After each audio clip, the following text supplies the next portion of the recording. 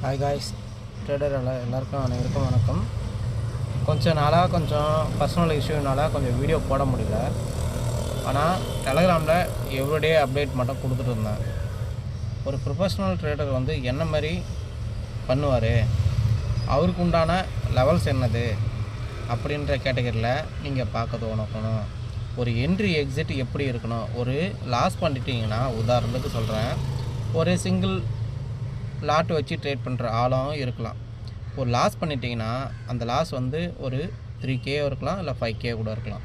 அதுக்கு பிலோவில் பார்த்திங்கன்னா, அதுக்கு அதிகமாக பார்த்திங்கன்னா நீங்கள் லாஸ் பண்ணக்கூடாது.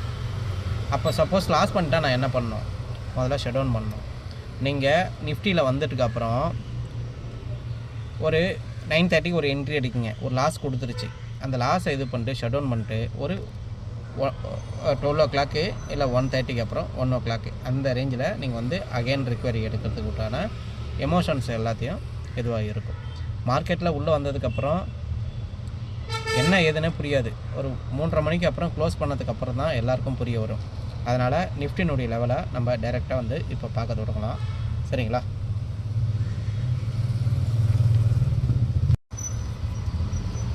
சில பேர் என்கிட்ட கேட்குறது, நீங்கள் இண்டிகேட்டர் எது யூஸ் பண்ணிக்கலாம்? இண்டிகேட்டரே யூஸ் பண்ணுவோம். ஒன்லி வால்யூம் RSI மட்டும்தான்.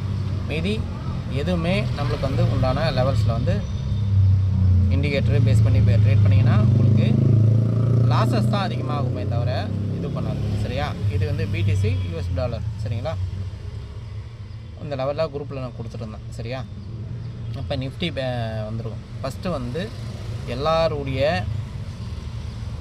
உள்ளே பார்த்திங்கன்னா NRI அக்கௌண்ட் உண்டான வரவங்க உண்டான லெவல் எதுனா கிஃப்ட் நிஃப்டி.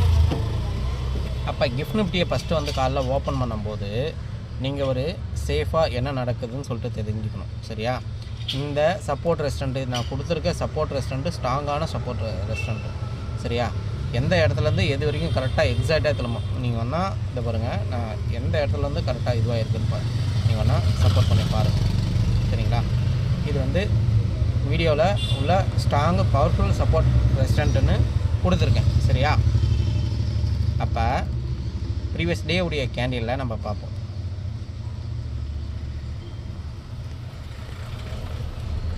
வீடியோ கொஞ்சம் லென்த்தாக இருக்கும், ஆனால் யூஸ்ஃபுல்லாக இருக்கும். அப்போ உதாரணத்துக்கு ஒரு டவுன் சைடு வந்ததுன்னா நான் எப்படி எடுக்கிறது?